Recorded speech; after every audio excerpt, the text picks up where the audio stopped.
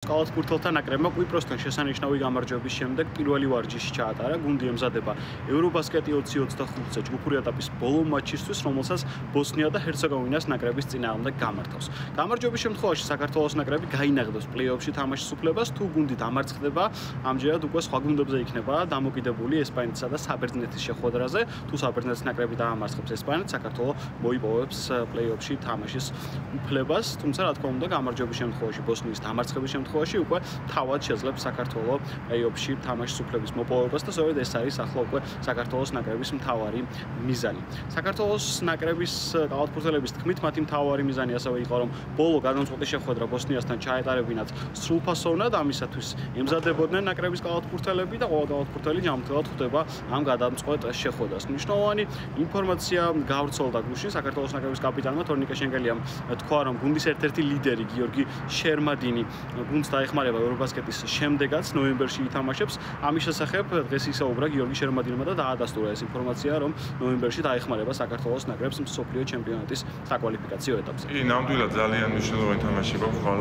ბოსნიის ეროვნულ ნაკრებთან. მოგებით ჩვენ უკვე გავართ ჯგუფიდან და გავემგზავრებით რიგაში, რაც ჩვენი მიზანი იყო პირველივე დღიდანვე და ამაზე რა ვწოცნებობთ ჩვენ მოთამაშეები, მწვრთნელები და მთელი ჩვენი ჟურნალისტები და ჩვენი ქართველი გულშემატკივარი, ვინც ამას ელოდება ხვალინე დღეს ამ ბოსნიის თამაშსა და იმედია, რომ მთელი ეს ჩვენი პერიოდი უკვე თვენახევარია, ერთად ავართ, ვარჯიშობთ, თამაშობთ და ეს შრომა დაგვიფასდება და რისთვისაც აქ ვართ, იმას გავაკეთებთ, რომ ჯგუფიდან გავიდეთ და ნახოთ წერანთ ვისაუბრე ბოსნიის ეროვნულ ნაკრები მართლაც ძალიან კაი გუნდი ყავთ, ძლიერი მოთამაშეები ყავთ.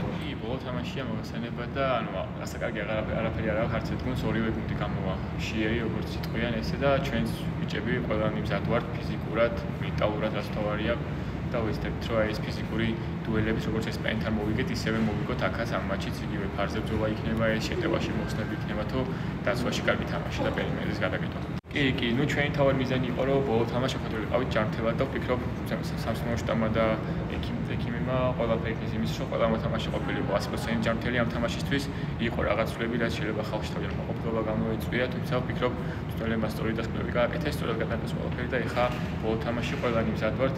საყოფნაში ერთელი გუნდი და ვეცდებით, რომ ბოსნიას დავხვდეთ ისე როგორც საჭირო და გავახაროთ ქართველი გულშემატკივარი. შეგახსენებთ იმას, რომ საქართველოს კალათბურთელთა ნაკრებმა ორი შეხვედრა მოიგო ჯგუფში. პირველ ტურში საქართველოს ნაკრებმა დაამარცხა ევროპის მოქმედი ჩემპიონი ესპანეთის ნაკრები, ხოლო ბოლოს წინა ტურში მოუგო მასპინძელ კვიპროსს, მანამდე წააგო შეხვედრები იტალიისა და საბერძნეთის ნაკრებებთან და ახლა უკვე ბოსნიასთან 4 სექტემბერს ეცდება საქართველოს ნაკრები გამარჯვების მოპოვებას. მატჩი თბილისის დროით 16 საათზე დაიწყება და გამარჯვების შემთხვევაში საქართველოს ნაკრები ითამაშებს პლეი-ოფში და ამ მატჩებს ჩაატარებს ლატვიაში, რიგაში.